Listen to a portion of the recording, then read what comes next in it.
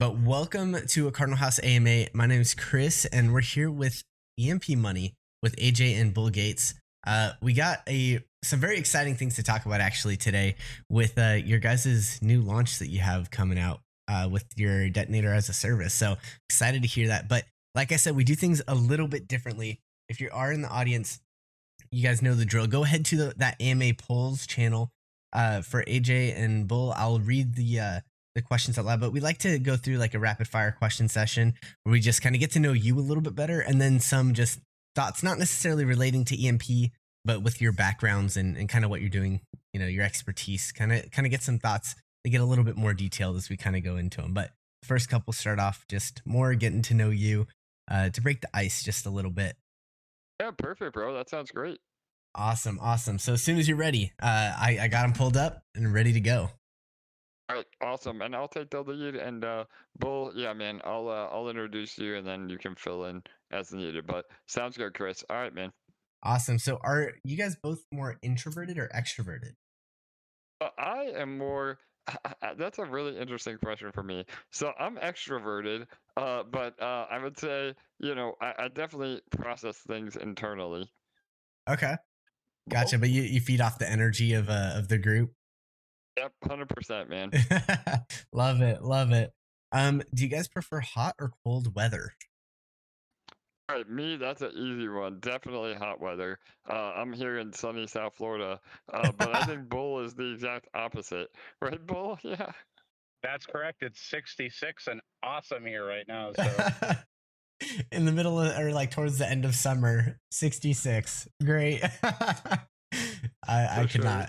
I could not. No, I lived in Oklahoma for a couple years. In the winter, it's like you're sitting above zero usually, but I mean, it touches like maybe 5, and it's just there. At night it'll get colder, but it's not crazy. But that's far too cold for myself even. Um, No doubt, man. Anything over 75, I'm freezing. I love it. Yeah. that's great. Yeah, I'm from SoCal, so I definitely feel that. Just except we have dry heat, so a little bit nicer to me at least than the humidity that I assume you guys Yes. have down in Florida, but Yep, the 100%. warmth That humidity is a stickler. Yeah. definitely. Um, do you guys prefer salt or sweet? I'm sorry, sweet or salty food? So I am a foodie, man. So the answer is both. I know that's probably a cop out, but there's not much on planet Earth that I don't like to eat. So yeah. Awesome. So desserts or like a main course then? What would be like Yeah, obviously yeah, both, totally. but Yeah, so probably main course. Yeah, I mean, I am a sweets guy, but nothing beats a good main course. gotcha. How about for you, Bull? I'm like AJ. I'm a foodie. Matter of fact, I'm sitting in a parking lot at Panera right now. So, and I'm a main course type of guy though. But I've got a bit of a sweet tooth as well. So, hard A like little bit of AJ said, both. total cop out. Total cop out. Yeah. Awesome. All right, now a little bit more crypto related. Matic or AVAX? Neither. No. Neither. Oh, yeah, If you no, had to yeah, pick between the neither. But two. if I had to pick, I'd probably say Matic for sure. Okay. One of my original projects was on Polygon, so yeah, definitely hmm Matic. Gotta go Avalanche. See, I'm a cold guy, so gotta go Avalanche. There you go. Yeah. Awesome. Uh, I don't know how much this one might be a little bit more out of the blue because it doesn't really pertain to what you guys are doing, obviously. But Constellation Network or Shimmer Network? Do either one are you guys familiar with both of those? Yeah, for sure. So I'm pretty familiar with Constellation, and so yeah, I'd say Constellation. Gotcha. Fair enough. How about for you, Bull? Hey, bro, I'm always reaching for the stars, so Constellation. So. Great. And it's really funny to me because they're both accomplishing similar things as far as utilizing the DAG tech. But it's kind of Sure. hard to say DAG when you're talking Constellation because people just associate it with that was like the best marketing strategy out there, right? But yeah, they're both utilizing that DAG tech, but and they launch I think almost if not the exact same day, which is kind of funny actually. No um, doubt. Well, and I know a lot of people are super bullish on DAG. mhm. That Air Force contract really blew Yes, them up. So yeah, totally. 100%. Okay, next up, would you guys rather have a team with decent developers and an exceptional marketing team, or a decent marketing team and exceptional developers? Oh man, that's a good one. These are awesome questions, man. So yeah, I mean, obviously the EMP we try to have a bridge of both, but Mhm. I think at the end of the day, you have to have solid developers because you Uh-huh. can have the most amazing, marketing team, but if it's a pump and dump or just no utility that actually creates value, then it's obviously not something that we want to be involved in. So yeah, developers all the way. What about you, Bull? I'm the opposite, but like Jake, he's world class. He's the developer at EMP. And so I look at I've done a lot of odd things over the course of my life, Mhm. but I looked at like the Sony Betamax question to kind of answer your question. Um, you know, Sony had a better product but worse marketing, so they Mhm. lost. And so they changed it the previous with when they battled HD DVD. Mhm. And HDVD had, really better tech at the time, but Sony had better marketing and better Uh-huh. distribution, so they won. And they won with Blu-ray. So Yeah. plus HDVD is a mouthful to say. But so I'm kind of the opposite, but I believe you really need both, and Mhm. like and add, there's more to it than just developers and marketing. I mean, you got to have people and and a bit of luck and a bunch of other stuff. But sorry to put more to your question. So No, Yeah, no that's doubt. perfect. Well, yeah, Bull, we call Bull our crypto dad. He's always dropping all the kinds of wisdom. So yeah, 100% Bull. Great analogy. Yeah. With yeah, Betamax and or Betamax and DVD for sure. Yeah, you definitely need both. Like, I think the difference would be in the crypto space, you would need to be able to trust the devs, right? Because so many devs are just not worth Mhm. it. But if you're dealing with, a top tier company at that point, then the marketing team might be more what dictates because the developers at that level are all going to do a solid job. It just depends on, maybe one's a little faster, one does a little bit better. Um, Sure. Funny thing though, but I yeah, come from a family. Everybody in my family and my wife's family are engineers. So really. and they hate marketers. So they because they're like that's not how the product works. And so but life is always about that balance, like Yes. finding that sweet spot. And you so you can't have one or the other. Like I use this analogy in our ecosystem, and it's you want to have balance because you don't want to be that guy that like is at the gym that's got that huge upper body and those tiny little legs. Like you want to have balance, right? Like all throughout. Yes. And so that's kind of the best of both worlds, like physical and mental balance. And you know but in all Definitely. regards, that's what I strive for, is just balance of some kind. No, 100%, 100%. It's definitely the way to go. All right, next up. Uh, do you think that the next bull run will begin within the next 6 months, or do you think it'll be later? Not that it matters, but just speculation. Yeah, no doubt. Well, my personal opinion, again, not financial advice, Mhm. but I'm like the eternal optimist. So I always think that we're in for a nice little relief rally. I know CPI numbers again today were horrible. The market's bleeding out. So I don't know, but I know I can say I would say we're gonna have new all-time highs. Within the next 2 years. So Yes. again, maybe a bit of a cop out, but we're we're always on a long-term horizon, but it could be rough for the next few months, that's for sure. Well, Yeah.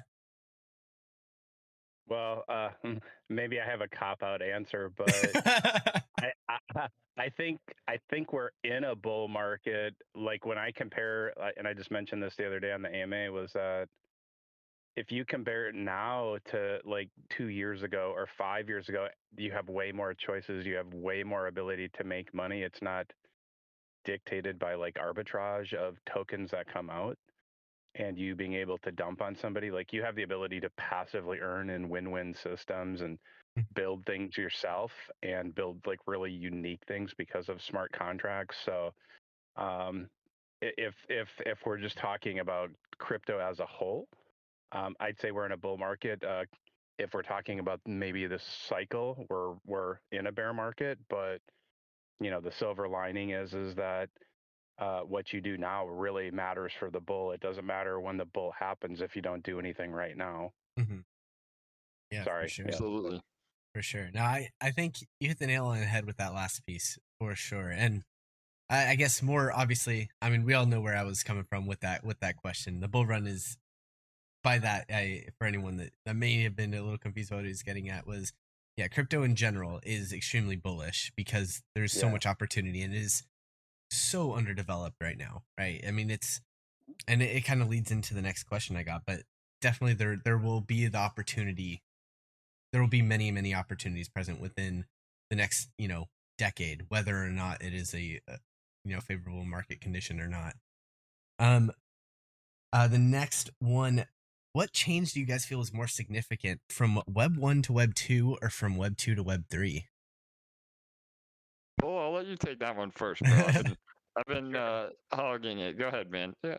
No worries. So, obviously, Web 1 was awesome, but it really only a few people were able to partake like in the success of it, like financially. Mhm, Um, but Web 3 is really kind of the democratization of wealth and ownership mhm, through blockchain technology or DAG.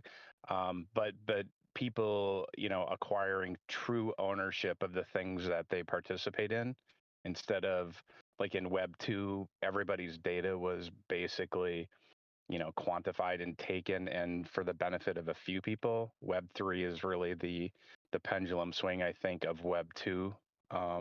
And so Web 3 is, I think, much more important for the development of people and like just kind of the hope or belief that things can be owned by people instead of big corporations. And I'm not bashing big corporations, mhm. by the way. I'm just saying I think Web 3 is much more transformative than or Web 3 is much more transformative than Web 2. So Gotcha. That's a Yeah. fair analysis. 100%, bro, and I would agree wholeheartedly. I mean, again, I think Web One obviously laid the groundwork, but even then, I mean, we think we're the minority, in crypto. But just imagine back then when somebody said we're gonna be sending emails and be on the internet. Like, what is internet? Like Mhm, they had no idea. And I think again, like both said, the scalability into Web three is just gonna open up so many doors. And really, Web3 and to Bull's point about, corporations and having all of us become owners in ecosystems. I mean, that is what I'm most bullish on with Web3. mhm, It really, provides, and again, that's a mission of EMP as well. It's like whether it's DeFi or, even like gaming, Web3 gaming, like rather than these large corporations, making all the money. Now it's Mhm. decentralized over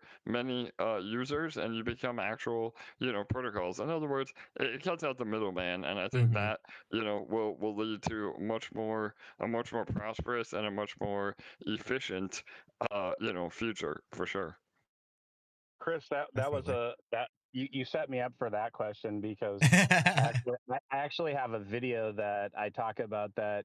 I think the Bitcoin white paper is just as important as the Declaration of Independence. I think they're both after the same core like human elements Uh-huh. of kind of the responsibility of your life and taking ownership of it and being able to be the king of your castle, so to speak. So Yeah, um, I think Web 3 is really important. For sure. definitely. It it is. I feel like it's almost like an exponential thing where web. So Web 1 really was like one of the. I mean, it's one of the fastest since Web 1 like was launched, right? We have had some of the fastest technological advancement in history. And so it kind of kickstarted this whole exponential move forward. And it was really that big communication piece of being able to collaborate with people across the world, I think, to Yep. develop. And then Web3 is just expanding. I think it's going to be a bigger net change because it's on the tail end of that exponential growth. Not Yeah. the ending of it, but you guys get where I'm coming from. So it's just Yeah. it's crazy. It's awesome to You, see though. you Yeah, you needed Web 2 though. It sounds silly to say this, but you needed Web 2 for Web 3 to happen. And like AJ Jake, remember the story that Jake had mentioned how he got into programming was because of Minecraft Yes. Yep. and Yep. Totally. being able to, you wouldn't have had Minecraft without the scale, the resources that a company could put behind it, so to speak. And now I realize Minecraft is just recently like IPO'd within the last couple of years, but you wouldn't have had that with like a garage project where you Hmm. had, hundreds of millions of like people playing this worldwide and Yeah. making mods and so on and so forth. So you needed, that Web 2 and like the R&D and like money or capital from a large entity happen to build the groundwork or the framework, so to Yeah. speak, and then have the people participate in that and kind of spark that imagination. And I'll wrap this up quickly, but it's Minecraft for me is our Legos 2.0. It's doing it Okay. with your mind, right? And where I'm older, so I played with Legos growing up Uh-huh. for a long, long time. And Legos are probably one of the more creative and really just innovative type of toys, if you want to call them, or building blocks. Hmm. And so I often use the term, let DeFi are financial Legos. And so because everything in DeFi should be, composable. You should be able to take one piece from one set and use it in the next set and create something better. And so DeFi is just a space of financial Legos, being able Hmm. to snap things together and build something better. And Yeah. whatever that piece is and however you define better, that's up to you. But that's the opportunity that Web 3.0 presents you, is the ability to, capitalize on what you learned in Web 2.0 or what was built, but then take actual ownership of it in Web 3. Yeah, it's a very, very good point. And like to your Minecraft deal, and I don't want to take too much time up with this either, but to that Yeah. whole Minecraft analogy, it allowed people because of their it's such a simple idea, right? But it really fed on, I think, a lot of nostalgia in creating something that people could use to create and develop some kind of interest in with Yeah.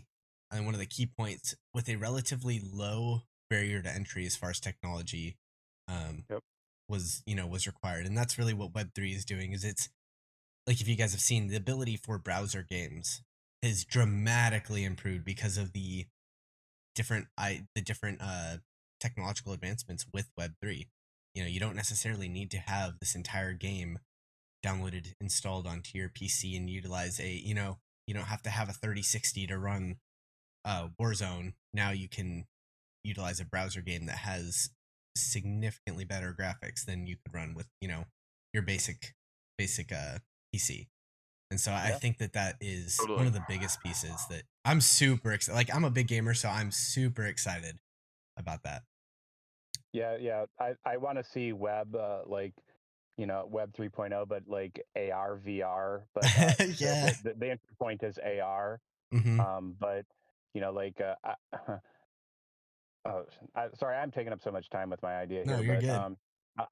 I'll try to be quick. But so my wife, she goes for a walk every day, but she plays Pokemon Go, Uh-huh. and um and that's on the phone, right? Pokemon Go, or Pokemon, Yes. whatever. I Yeah, don't know. yeah. She plays that, and every now and again I do play with her. But one thing that I've seen that Pokemon has done was that it brought people out of the house, and it didn't Hmm. just bring out like a certain age group. I've seen families, three generations from grandparents to parents to the kids walking around playing on community days, talking to people. And Pokemon is AR, right? And like you don't Hmm. own anything in it. And Niantic, I think last time I heard, make a couple $1 million a day from in-game purchases just from Hmm. America. And I thought, wow, wouldn't it be amazing to have an AR-based game like that was your environment, and instead of walking around with a VR headset on, but just with your phone, just AR, but that you owned part of it. And I know Yeah. there are certain things like that exist, but something like like that where you have the true ownership and you're earning from it, right? And Hmm. that's where I want to see the space go is, people building things like, the mods in Minecraft, but being able to capitalize on the ownership of that ecosystem. Yeah. No, I definitely see where you're going with it. I 100%. And I think the one of the reasons that we do these talks, by the way, just because I know you addressed that you don't want to take up too much time, is really to get to know the team, because the team, in my opinion, is far more indicative of a successful project than the Mhm. idea behind a project. I mean, you could have 100%. Elon Musk running any kind of project, doesn't matter what it is going to succeed because of who it is. He's going to change the things needed and find the people needed to set that up. So that is a far more important thing. So I'm glad I'm kind of getting to know you guys on a different level. Absolutely, brother. No, and that's again, we pride ourselves on that. We're always super transparent. Bull and we literally do daily AMAs on our YouTube channel, and Hmm. no questions off the table. I know we're gonna get into some heavy hitters here in a minute, right, Chris? Yes, Yeah, yes. yeah, no doubt, bro. All right. Definitely some stuff. So my last question, it's kind of getting into the heavy hitter, but not quite yet. But what is your take on the whole SEC deal with Ethereum and claiming that the US needs to police the asset because of, a percentage being here in the US? For sure. So, I mean, we are always staying, abreast and up to date on any potential regulation. I mean, we've been in the space a long time. We know what may or may not be coming down the pipeline, and we've done everything we can to prepare for that. So again, we never did a pre-sale. Our token is really a utility token. EMP is a utility token to earn eShare. And even that, I mean, it's all based on code. There was never, like I said, a pre-mint or a pre-sale. So, but in terms of like ETH overall and regulation in the crypto space, I mean, again, until there's really, you know, something laid out in stone, it's hard to really plan for because, a perfect example is China. So I don't know if you've ever heard of the website, but there's literally a website that has a listing of how many times China has banned Bitcoin, and it's like it's over 100. So the space is so new that anything possible and what's going to happen. I think there is regulation coming, Hmm. and that's not necessarily a bad thing either. I Hmm. think that in order to have mass adoption, there has to be a certain level of regulation, and once that is implemented, and hopefully implemented in a very responsible way, and Bull has a great explanation on this too about getting involved to advocate for yourself, and I'll let him say that. But once the regulation is in place, we are going to see the floodgates open. And you think crypto, if you think there's opportunity in crypto now, wait until it becomes regulated and, the next sector of economy, you're going to see literally billions, if not trillions, come into crypto. So Hmm. could be absolutely incredible. But yeah, go ahead, Bull. I know you're very passionate about this. So Oh yeah, yeah. Thank you. Yeah. So just like AJ said, you can't plan for what hasn't happened, and it's a moving target. But we do need regulation because the vast majority of people are never going to get into crypto without some type of assurance. And regulation doesn't mean that there is assurance. However, when you do erect some type of barrier to entry, that it will make it a little bit tougher. That doesn't mean it'll remove criminals or bad actors, but for Wall Street and that $100 trillion of liquidity that they have to be able to be poured into here, Hmm. there are going to have to be regulatory bridges and framework. But what that does is it presents you with a number of opportunities is to, buy a brick on that bridge and then sell it when Wall Street wants that bridge. And so you can capitalize on being here early in those regards. You can look at the DeFi space. And the thing about being in crypto or especially DeFi is that you are in such select company in the entire world, right? Like you're the 1% of the 1% of the 1% Hmm. of the 1%, right? And you alluded to it earlier that DeFi is such a small space. So what it does is it presents you with this great opportunity to learn the protocols and how DeFi works, like conceptually and then Hmm. mathematically. And then because there are so few people in the world like that, like you might come in and the concepts are overwhelming, the terms are very confusing, and there's all these different kind of moving pieces. But when this light bulb goes on, and then you're like, oh, I get it. I totally get it.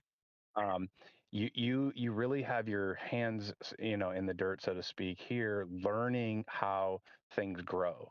And with that knowledge, you're going to be able to port, or you don't have to, but you can port that out to the real world and say, hey, look, this is how crypto operates. This is how DeFi operates. And so there are, literally going to be thousands upon thousands of corporations that are going to need a person that knows how to navigate this Hmm. space.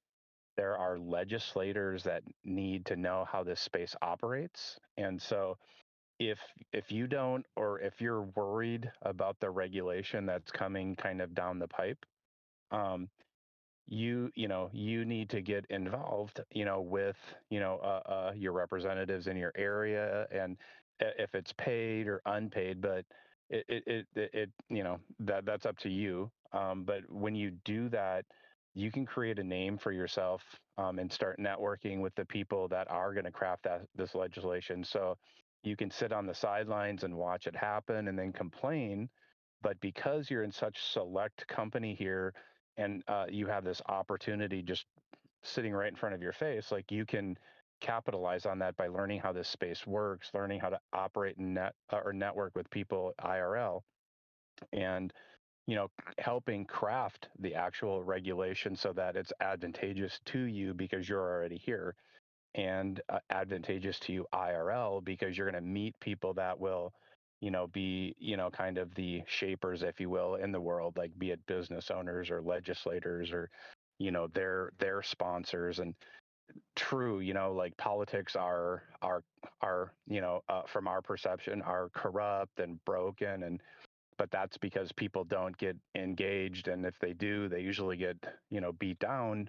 But that if we in mass kind of get involved with how regulation should be and how we want to see the space shaped, it's on us, to shape that, because we're here. We're the ones that have this knowledge. Like, the legislators are basically listening to somebody talking into their ear. And so, do we want the person that's working for a VC? And Hmm. no disrespect to people that work at VCs, but do we want them whispering in the ear so that it's in the advantage of them, or should it be, average Joe and average Jane whispering in their ear about what they want to see Web3 become? And, like, now this is slightly biased, but, like, Jack Dorsey, he has, obviously he's extremely wealthy, but he does talk about this topic about we need to be very cautious about how Web3 is developed, because if you look, like, if you just look at Polkadot, is basically a chain owned, entirely by VCs. And not that that makes it bad, but if you're not cautious, and if you're not, responsible, and you're not engaged, at the end of it, Web3 won't be what the original goal was, for this democratization of ownership of wealth.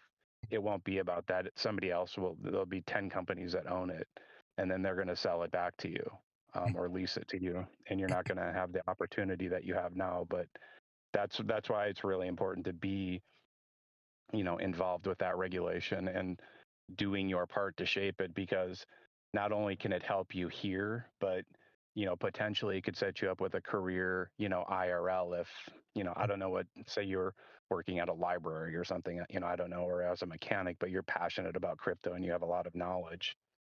Hmm. Chances are that there's that, this is one of the best education places in the world, especially at EMP, because we have such great education tools. But being here presents you with so many great opportunities IRL.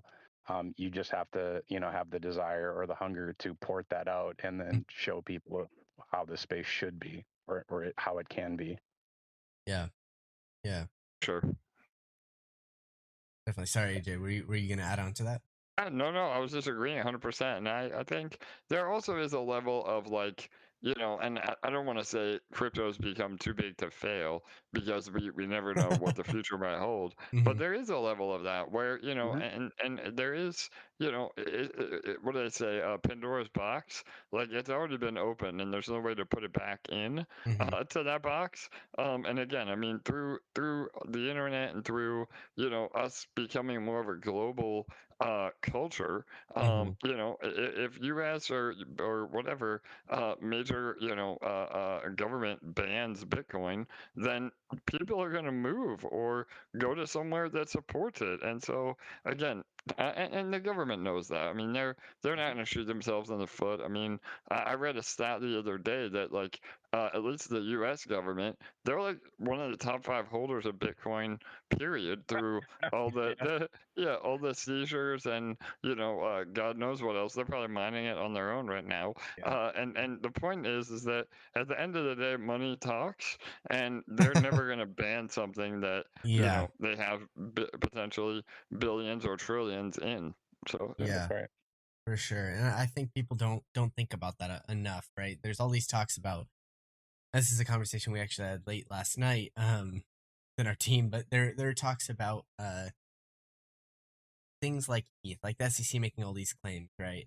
At the end of the Hmm. day, there is far too much big money in these assets for them to. There's too much lobbying, from the people that own this amount of these assets to Yep. actually warrant something like that Totally. happening. Like Yeah, regulation and will come, but yeah, no, for sure. And lobbying, I mean, again, like I said, money talks. So there is no more crypto or no more money than in crypto. So if Mhm. you think these large, pharmaceuticals have these lobbying dollars and lobbying power, just wait until crypto has to start lobbying for things. So yeah, I'm with you 100% on all that.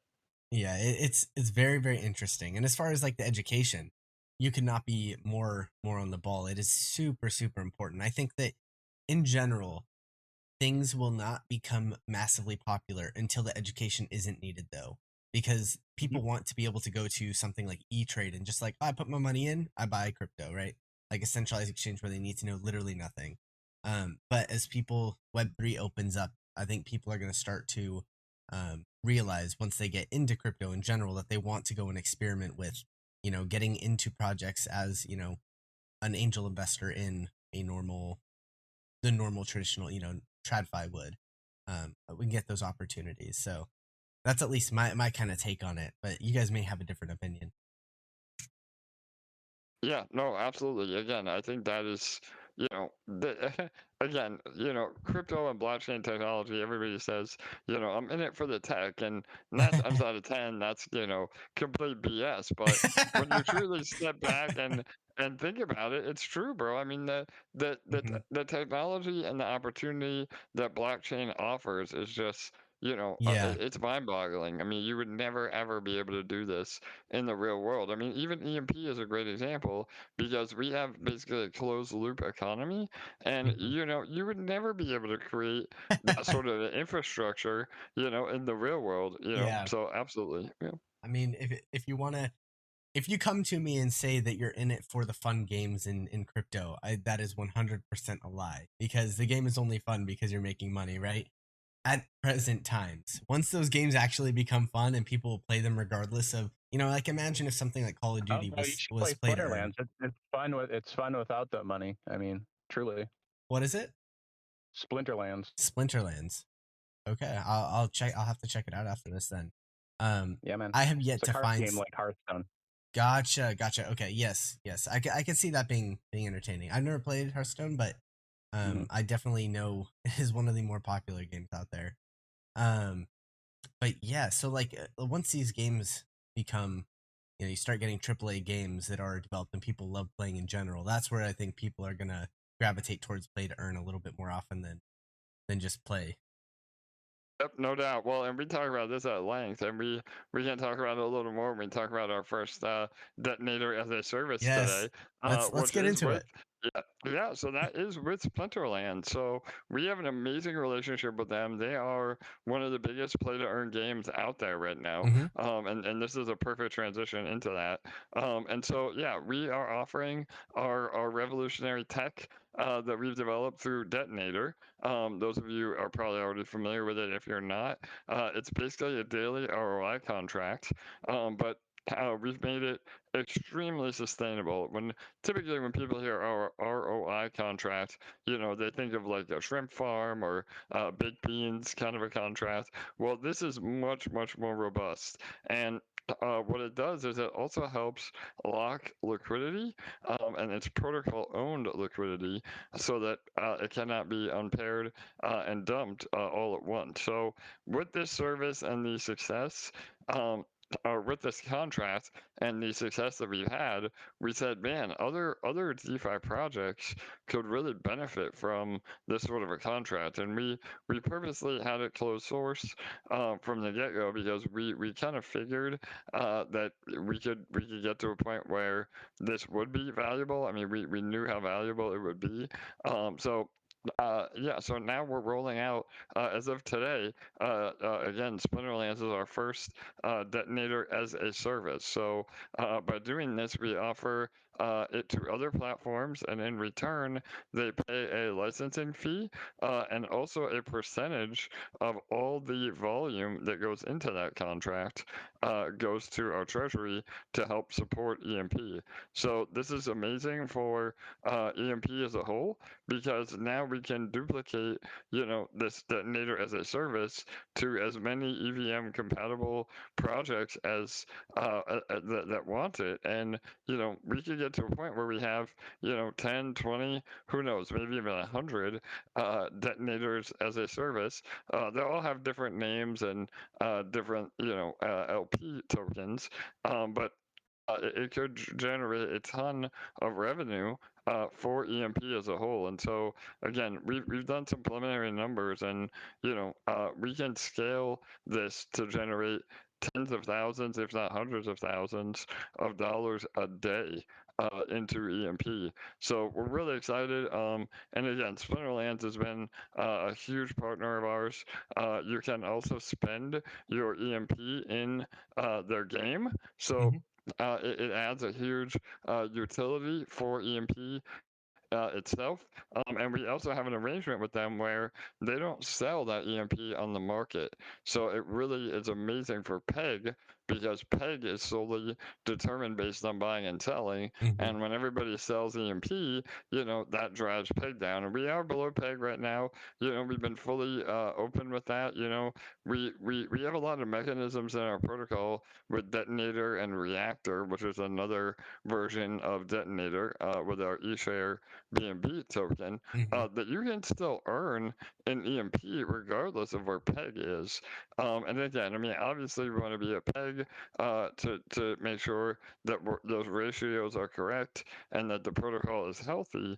But the PEG is also not the end all be all of most of these Tomb Fork projects. So, and really out of all of them, we're still, even at 30 or 40% down from PEG, we're still above PEG more than a large majority of the other Tomb Forks. So yeah, we're really excited. That launches today at about 7 p.m. Eastern, and again, it's with BNB SPS LP, which is their native currency, and yeah, Splinterlands has been killer. Like Paul said, they're similar to like a Magic, the Gathering, or Hearthstone, but they have a ton of potential. Hmm. You said AAA developers, so they've been sniping a lot of AAA developers to work for their team. They have some of their art department is from Blizzard. They have Really? some technical guys from EA, and so they're really poised to blow up.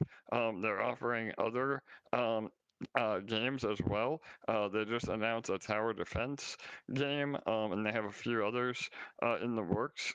So yeah, and this is all pre, Binance listing or pre, Coinbase.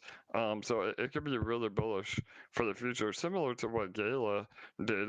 Gala Games, Hmm. they were building and building and building, and then, they finally got a major listing, and they did a 10x overnight. So yeah, it's Yeah. exciting for sure. So yeah, Bull, you want to add to that at all? I don't know. You've been getting more and Yeah, more yeah, involved as well. So yeah. just a little, yeah.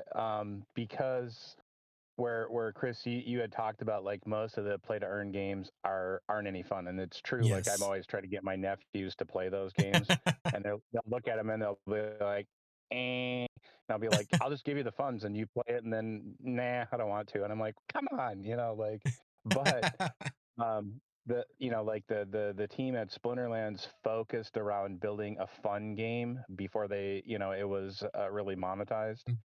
And so the game was built, it was fun, and the economy got built around, the game itself. And Yes. that's really what's really, really important is that if you go and look at I don't want to say the vast majority, but there are a lot of projects in crypto that were given away for free, and the communities developed around the idea of it being, not money driven. And true, we are all here to make, money, but at some points, like you have to be here for more than just that. Mhm. And with that, like if you just go and look at like all the different NFTs that actually became popular that were given away for free, you'll see that the community developed around this idea of, hey, look, this is a really neat idea. It's fun. It's fun to be in the community. It's fun to be, meeting and making crypto friends. And it just so happened that, there.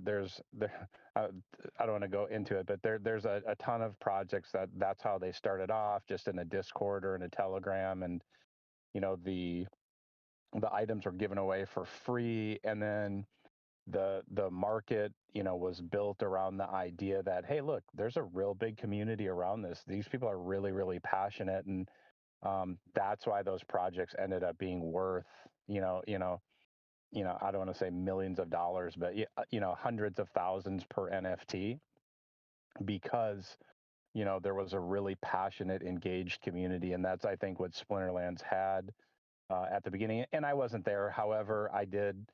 um, I watch videos almost from the start, and I'm a notorious researcher. I'm not a doer, whereas Mhm. I've changed that in the last few years. But just watching everything, and it looked really fun. I was just worried about getting into more games, and so, but looking at it, you could see that the game was really, engaging and fun, and the community. These guys are really tight, and that's what was really important. And then they built that whole, economy around the funness of the game and the community. And as AJ said, like it's pre-Binance listing, and I'm not telling you that they're going to get a Binance listing, but if they did, if you looked at all of the other, games that were nothing until they got that big listing, like Gala or Axie, um, eh, do you want to know about something before it blows up or after? Um, it's pretty obvious. Like if you want to make money, you want to know before. Mhm. And so the cool thing about like the generator that we have launching today is it's SPS BNB, and there's already a tremendously, there's a huge community from Splinterlands. And as AJ mentioned, he didn't tell you that they have like 100 employees, but so, lots, they have a big staff. You go listen to their AMAs. It's like you're sitting in a board meeting. Like these guys are on point. They know what they're talking about. They have, this a really big vision. And so I think it's going to be really, the idea that we're helping be part of locking the liquidity with on that LP. I think is going to be really exciting for us as an ecosystem, but also for the people that are in there, for the rewards that are there, what it provides, in terms of providing security to the LP, and, locking it away, giving it a utility, but also rewarding, the people that are in that contract with really good incentives, more so than if it was just sitting like in their wallet or somewhere else. So I'm really pumped for it, because it's like it's sort of like we're waiting for that launch of a shuttle or of rocket, and just kind of everything's getting fueled up right now, and they're talking about it, and everybody's kind of eagerly anticipating liftoff of both Splinterlands. But today, especially for the generator, at least I know I'm super excited about it. Yeah, no doubt, Bull. I know BL both communities are super hype, and even I mean Splinterlands alone, not only like both said they have about 100 employees, they've been in absolute growth mode, just dominating. But they have about 150,000 Discord members, and the cool thing about play to earn or games that incorporate blockchain is that it's an entirely separate audience. Like, even at Cardinal House and a lot of AMAs that we do in the circles that we all run in, like, chances are we know of each other or have at least heard of each other. In the blockchain gaming space, like, these people have no idea about DeFi, other than like the card markets or how to buy a card or how to rent a card. That's another really cool thing about Splinterlands, and that's really why I got involved, because I'm a busy guy. I mean, again, my history, or if you don't, I have a very successful, sorry guys, my son is here. All right, buddy, I'm on the phone. Yeah, so I have a very successful, sorry about that, guys. So I have a Very very good. successful life outside of crypto, and so I never had the time to play a game. And so Yeah. when I found out about Splinterlands about 2 years ago, that's really when they first implemented rentals. So you can actually rent your cards to other players, and it truly is a passive income, just like you would have a rental property. And now even those cards, are 10 or 20x what I paid for them. And again, I mean, this is a fringe case, because I did get in super early.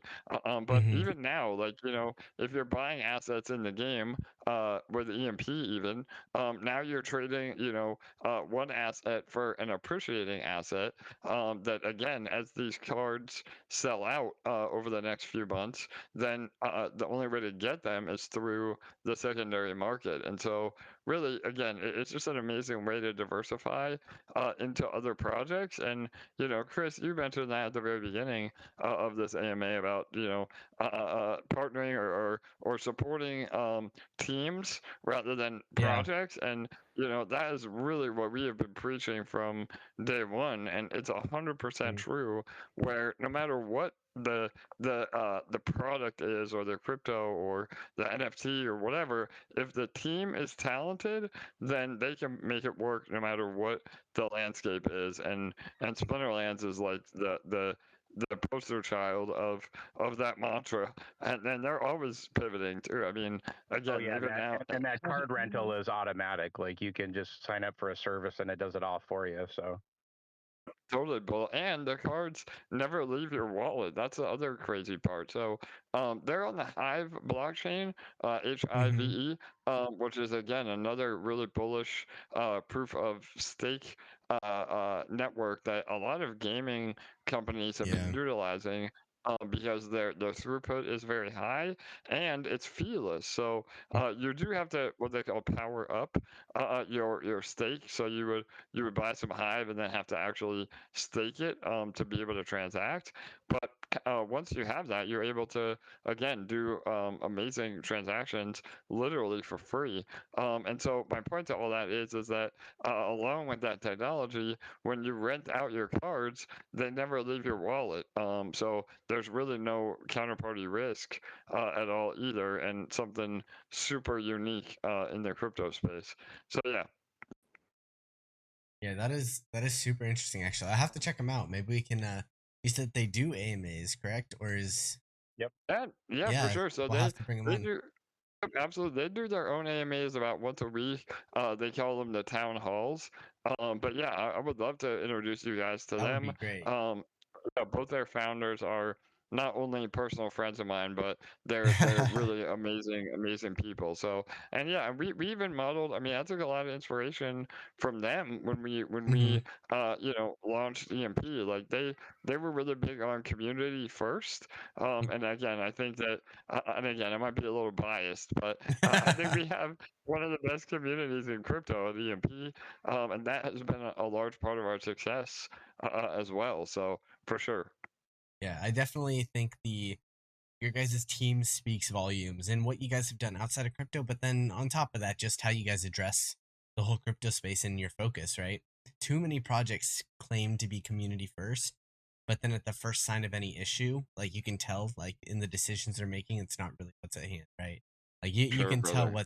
what's being said is not exactly lining up with that with the value that they're preaching. But that's a huge thing. People start to realize that timelines are very limited when when your words don't match up with your real values.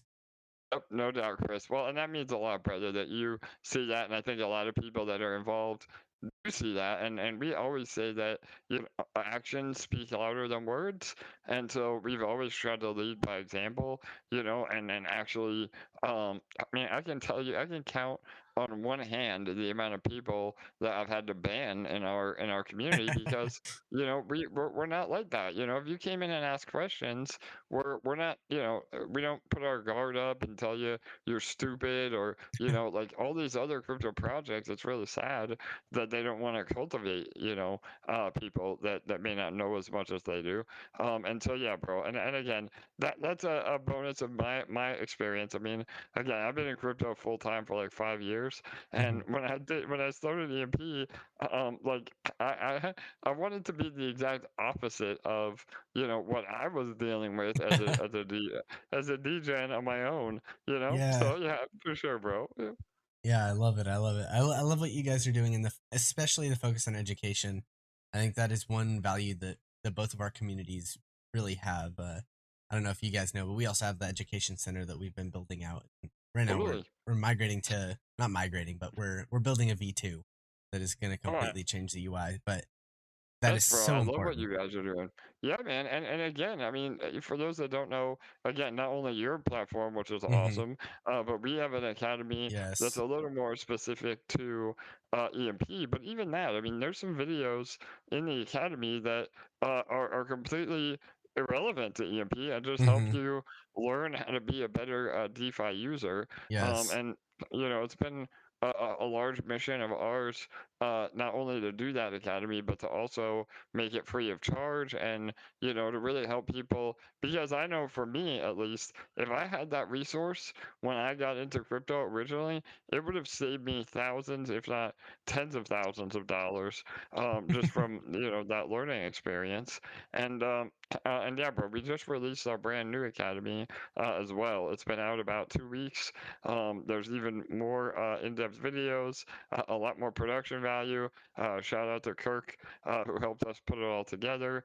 And yeah, man, I would love to, continue to grow that academy just like you guys and your platform. We're always going to be adding, new content, Yes. and I'll, really I'll I'll building point that out out. one Yeah, thing. go ahead, Bull. So, because I know like Cardinal House, they do talk about security and other things. It's uh, uh, community members that are doing those videos in the academy. So if you're part of the community and you become known in the community for something, chances are you'll probably be the one doing the academy video on that topic. So Hmm. um, because it's important to hear the voice of the person that's always there, right? And if they're the ones that are helping, people through a particular issue, um, I think it's a good, it's a good sign to say like, this is a community-owned project. It's not, of course, it's not community run,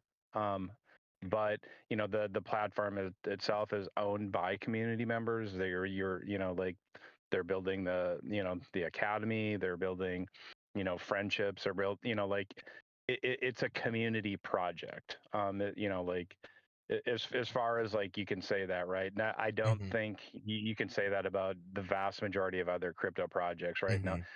Hmm. But truly, when you get your hands in the dirt and you get involved, right, you learn something that you didn't know, because chances are, like, even if you're the most intelligent person in the world, you don't know everything. And somebody that there's a about 100% probability that somebody knows more than you about a particular topic. So Hmm. it's a good idea for you and the community that you're part of to cultivate those friendships and have those people fill in the blanks and help you be a better DeFi user. And where AJ was mentioning that, yeah, the main goal of the of the academy is to help grow EMP, but that isn't the only mission. It is to make better users in DeFi in general, because if people are better DeFi users, DeFi is going to be a better space. And so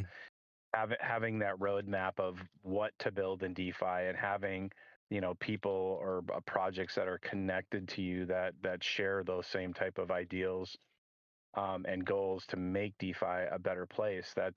It can only be better for us. And instead of, like I said, relying on regulation that may or may not be effective, we can rely upon ourselves to act responsible Hmm. and be good stewards for the space and build the space we want collectively together, obviously, because everybody that's here, we have to have not the same goals, but I think the same broad goals maybe in mind, so that we can all be rowing towards that particular island of how we want to see DeFi. And where I mentioned earlier, we don't want to. True. It's true. Everybody here is focused on money, but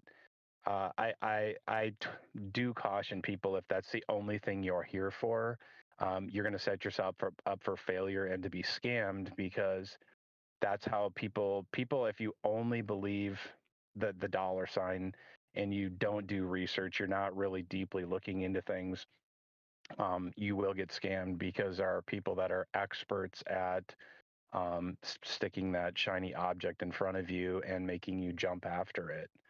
And if you don't have a belief in the space other than just that money, I think you're probably more likely to be scammed. And not that I want that to happen to you. And it's why I often talk about this, is that we want to have we should want something better in the space. And you can define what better is. I can't define that for you, but we should all collectively have an idea of how we want to make this space better and actually do it, right? Not just think about it and say, oh, well, I hope something happens and that makes it better. But where you talked about, I've looked at your like kind of your documentation and stuff, but the point is that if we all have maybe these micro goals within our ecosystem, there's probably going to be a lot of overlap between projects that share those same type of core ideals. And as long as we can push this out to one person at a time and create that network effect with, making that DeFi a better place, I think DeFi will be a better place. And where I talked about all that opportunity, and where, right now we are in a micro bear market, but macro, I think crypto is extremely bullish. Hmm. But I think the possibility for it to be, exponentially better, is really, kind of right down the road. Because when we make this a better place and we have better tools to be able to, onboard and offboard people really, really easily, um, and making sure that people making, I don't want to use the term safe space, but a place where people know that, the teams are transparent and that they do have, I come from a financial background, so I'll use the term of fiduciary responsibility. Hmm. And I don't really use that lightly or loosely, but Hmm.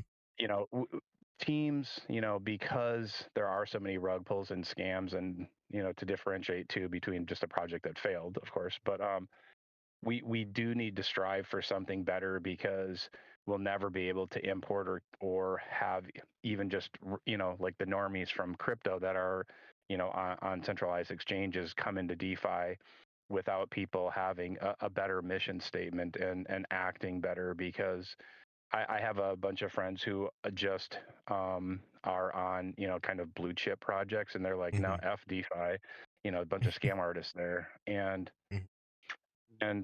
so that's on the people that are running projects, the people that are in communities, and that's all on us, instead of like I said, relying on regulation, but to self-regulate and to be responsible and make sure that we're doing those things every day, kind of as stewards for the space, because we're here early, and we should want to see the space grow like in a really positive way, because a positive growth means like, not that just people feel good about it, but there's a lot of financial opportunity, and that when there's financial opportunity, there's going to be people that come and really kind of reinvent the space, and that will bring in a lot of people. But because we're those people here now, we, this is the best time to start doing that, is right now. Yeah, definitely. I think that's, you kind of hit the nail on the head there. You really need to start that, and I think a lot of the projects that are around today and like kind of the circle have started at least trying to find a solution to that, right? Within establishing that trust for a community before expecting, regulation to come in and kind of save the whole space. And it's one of Mhm. those things that people that are in the space and doing the groundwork to find those projects that they can trust, they're going to get those benefits, right? Because like you say, the benefits are exponentially greater when you're, when you're in early versus later, whether it's Google or a DeFi project that ends up, crashing in the future, right? If you're an angel investor for Google, like, you can imagine how much, what percentage that investment would have gone for. The only thing in DeFi is you're dealing with a lot of businesses, and whether or not it's a rug pull, even if it isn't, most businesses fail. And Mhm. I think that's, people just need to learn the risks, and they can make their own educated decisions on what to do after that. But as long as they're educated enough to understand, it's not worth putting everything you own into into Mhm. a business that is most likely, because just statistically is most likely going to fail. Um, Well, so one of the mantras that I think has really been at EMP from day one is this idea that the first investment that you make in mhm, EMP is like human capital, is making sure that you understand how the protocol works, mhm, because it does rely on people understanding how the protocol works best for the system is best for them, because it's if a person loses, then we all lose. So we need them to win so that we can win, because it isn't an arbitrage where we win by them losing. We have to make sure that the people understand that. And so the when you come in, it's the idea that you make an investment of human capital before you invest a dollar or any financial capital, because if you throw money at something and you don't understand how it operates, you don't have proper expectations of success or failure, because you don't know how the thing operates, and you're mhm, just you might as well just leave money on the sidewalk and walk away and say, okay, I'll just come back and I'm sure it'll be more. But the point is that when you take the time to invest and in yourself, right, like education is something that compounds, and it will always pay dividends. Maybe not every single day, but when you learn how to do something, you're not going to forget how to do that. And it's something that, because it's cumulative and it compounds, that when you learn one thing, it might be applicable to another thing that you can make money with. And so taking that investment, in yourself, and then really nurturing it, and kind of watching it grow, like that's when other people will be like, hey, where did you learn this? And that's when you're going to start making those crypto friends that will really help accelerating other parts of that growth and education and understanding of how other ecosystems work. And so it's why it is really important to invest in the education side of it before you do something else, because the reality is most people have everybody's got that 24 hours in a day. And so um, you have the ability, you probably have more human capital than you have financial capital. And if you have the human capital and that education, you're probably going to be able to leverage that with the financial capital that you put in, versus doing it the other way around of throwing money at it and then figuring out what you didn't do right. And then your financial capital is gone, and then you got to go back to the drawing board. And so best place to start is right with you and being responsible and educating yourself and making that investment in yourself before anything else. Yes, 100%. Those skills, yeah, like for one, skills and education in general should be that first investment, right? Like Well, you can exponentially save your wealth as well as increase, how much you're bringing in if you are educated on the projects you're investing, even if you're just looking at investments, not even taking any other skill into account, but saving the wealth, not getting rug pulled is an exponential return. mhm, Definitely. I really, really love kind of the headspace that you guys are at. And I do want to be respectful of your time though and everyone else in here. Um, yeah. but is there anything that you guys wanted to add as far as EMP goes and the things you got coming up? Right on, Chris. Well, again, bro, thanks for having us. I mean, we're hopefully going to have even a stronger relationship with Cardinal House moving forward, brother. So, big things on the horizon for both of us. And yeah, man, I mean, I just want to leave with, yes, we are below peg. And, I know, in the traditional sense, peg is a great measure of the health of a protocol, especially in the seniorage model or Mm, the tomb fork space. But EMP is fundamentally different, and we broke the mold when we introduced Detonator, because that is a layer built on top of the typical seniorage model, that allows you to profit without having to worry about the boardroom and peg and everything else. And so we did take a hit. The overall market has been extremely rough, and then on top of that, we had the Ethereum merge, which again has led to even more volatility. But the bottom line is that we've been building nonstop for the last 6 months, and everything that we're building is gonna lead to revenue streams. And I think even for me as an investor, um, all my capital is tied up in EMP, obviously. But if I'm mhm, looking at other projects, I mean, if there are no revenue streams that's bringing in actual dollars into the protocol mhm. without relying on just pure user growth, Yes. or Ponzi-nomics, whatever you want to call it, that is a determining factor on whether a protocol can survive. And so Mm, we have always been economy first. Our treasury is still very healthy. Again, we have multiple six figures in our treasury that we have not deployed because we don't want to provide exit liquidity, for those bad actors that we announced we're going to do buybacks, and now the peg goes up a little bit, but everybody gets out, and now not only is the treasury broke, but now we're still in the same position as far as peg. So instead, we're utilizing the treasury to produce yield, which again through fresh capital entering, without any user growth, and again Detonator as a service.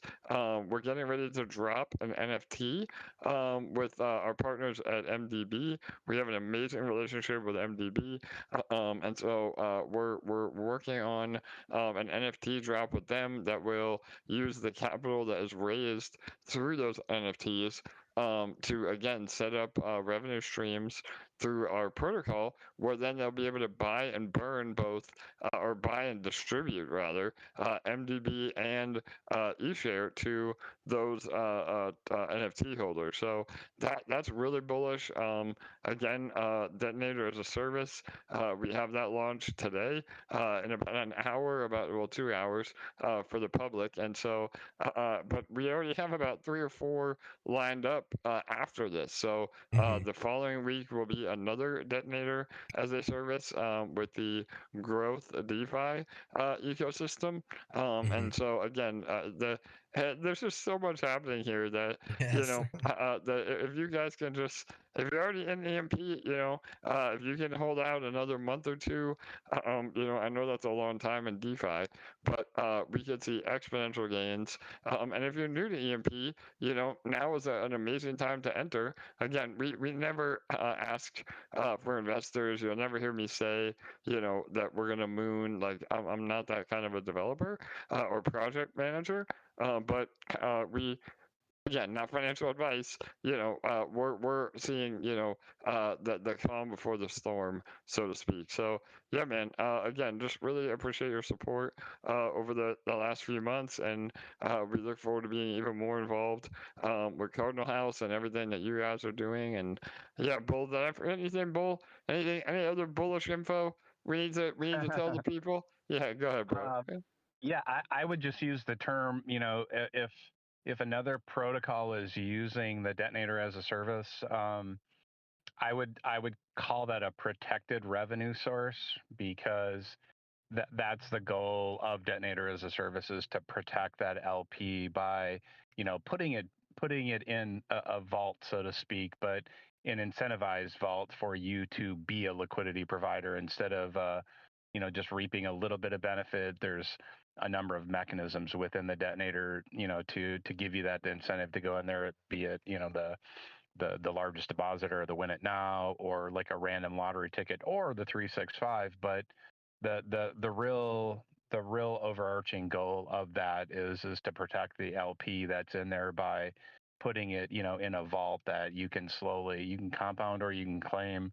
But just so that LP is locked up and turning those people that are paper hands into diamond hands, and giving an incentive to do that. But with that, all in all of its totality, it is there to protect that LP that's in there. And that's what I really, the thing that I really enjoy about the protocol is that it does remove some of that nervousness that people have. And because a lot of times in crypto, we'll see, markets, a particular price go down and people will freak out, and then they'll sell. And then, 2 weeks later, it'll pump back up and they'll be like, oh, crap, I shouldn't have done that. And so removing, that type of, fear that people have, or the bank run type of fear where, oh my gosh, like this is crashing, like everybody's got to run there and take it out. And it might have just been a small, or let's say a whale withdrew something, and and I'm not saying that, I'm just using a generic example, but if you look at people crashing a project where somebody might have a bad intention and say, okay, I'm pulling out, and they pull out and they're a whale, and they'll have a coordinated campaign of somebody saying, oh yeah, they're, that was a rug pull by the developers, you can see. And then all of a sudden there's a cascade of events that happen, and turns out, it wasn't anything that caused that other than people that had bad intentions towards the protocol. And anything you can do to protect against that type of mentality, or people that are bad faith actors, I think are really beneficial things. And nobody, there's nothing saying like you are really, gigantic. And so if you have just taking everything, kind of into, context, and really kind of looking at it from that 30,000 foot view of, what does this really provide? Is it just for me, or is it for the ecosystem, or for what? But, when I look at it in the scope of, like DeFi as a whole, of what Detonator as a service could do for the space. And sure, I'm a little biased, but the point is that there's a lot of these protocols where there are a bunch of bad faith actors that have for years have abused people in DeFi that are good actors. And the Detonator as a service really is a barrier or a shield of protection against that type of behavior. And I'm not saying it's going to fix those people's behavior, but truly it is something to help, be a shield against that. And anything we can do, if it's regulation or build code that protects the vast majority of people here who are here for the right reason and good intentions. As long as we can help them, be rewarded and make the space better, I think that's something to continuously strive for, and that's something that Detonator as a service definitely provides. Yeah, definitely. Absolutely, Bill. Yep, no doubt. We have a really bright future, and truly, not only that, I mentioned earlier that Detonator code is closed source and proprietary, but that's also bullish because, well, one, obviously nobody's gonna fork it, and number two, to Bull's point, we are actually hosting the smart contract and the code. So all the LPs that are in the respective contract, again, they all have their own names. They'll all have their own unique names, but all of these detonator clones, any LP that's in that contract, it's essentially not ruggable because we have the code. So as long as you trust us, then it also removes that third party risk, Mhm. or like Bull said, that the risk of a project, rugging because it's a locked liquidity, and we're almost a escrow service or custodian of that LP through that contract. So it's just there's so many benefits, and even crypto projects that are already established. Again, there's that one downside to Detonator. Like every crypto project could benefit from it by adding liquidity, providing, LP incentives without having to inflate their token Mhm. to give additional rewards. Because Mhm. again, the contract itself is able to provide those rewards. And so yeah, it's just again, no matter how you look at it, it's amazing. And again, like I said earlier, not only will there be a licensing fee that will take an EMP only, which is a buy and burn mechanism for EMP, but we also get a percentage of all the volume in these contracts. And because we are essentially providing our own exit liquidity, because again, what we wouldn't want to do is take a fee and then have to realize our profit in the native currency to where now that actually hurts the protocol or Mhm. the price, because we're selling it. Well, because it's a detonator, we're actually adding much more liquidity than we could ever hope to sell. And so we can take profits responsibly without ever really dumping the price because it adds so much more liquidity to Mhm. those native assets. And again, I mean, we vet all of our partners, and with Splinterlands and specifically, we've also made a commitment to them where we are going to sell their native token. I mean, we are bullish on that ecosystem, and so now not only is again Splinterlands holding EMP, but we're also holding SPS, and now even if we had to realize profit, now we can do kind of a treasury to treasury exchange without ever hurting the price. So again, there's just so many bullish I think just a interactions. correction, AJ. Yeah. You meant not to sell, not to sell. Yes, I'm I sorry. heard to Not yeah. sell. Yep. Yeah, not to sell. Yeah, sorry. Yes, totally. So yeah, again, it's just there's so much upside with basically zero downside. So cool. All right, awesome. Well, thanks, Yes. Chris. I appreciate it, bro. Is there any other comments, Bull, before we wrap it up? Oh, live by the golden rule, right? And you treat somebody's house better than you would treat your own house. So There you go. On that note, we're gonna leave the Cardinal house in tip top shape. So yeah, that's right. brother. Awesome. Always a pleasure, my friend. Thank you guys so much for coming on. And I think this AMA was packed full of information, but also really appreciate you guys answering all those questions at the beginning because it truly means a lot to get to know the leads of a project a lot more than the project itself sometimes. And so really great. I think we had a lot of very interesting conversation. It's really great chatting Yeah, with you guys great. for the Yeah, past no almost doubt. hour and a And yeah, half. But yeah, Chris, totally, and that's awesome because typically on these AMAs, everything is strictly business. But I love Mhm. the AMAs where we get to know each other, and yeah, if anybody's listening to this AMA, again, we do our own daily AMAs where we have the same sort of banter and conversation, where you can get to know us on a personal level as I well. had a I had a 3-hour conversation with a community member last night over Telegram. So So Yeah. Bull is like like I said earlier, our crypto dad.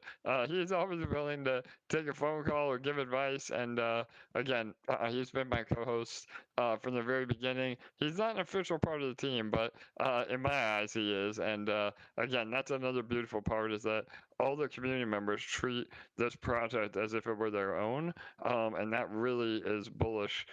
Again, for the health of the ecosystem. Yes, 100%. But I really appreciate you guys coming on again, and I'm sure we will be in contact in the future for one, the Splinterlands AMA would be sweet, but then also just with EMP, I mean, you guys have a lot coming, and I Yeah, know that brother. we will definitely have some kind of tie in the future as well together. So very All right, excited for sounds that. great, bro. Yep, I'll send you a DM about Splinterlands, and yeah, man, we'd love to be back on. The next AMA will be EMP recovers Peg. I love that Let's title. get the That'll title. be There we it. go. Yes, bro. That's perfect. Yeah. Perfect. Well, have a wonderful day, guys, and we will catch you soon. All right, you yep. too, brother. Be Bye sweet. bye.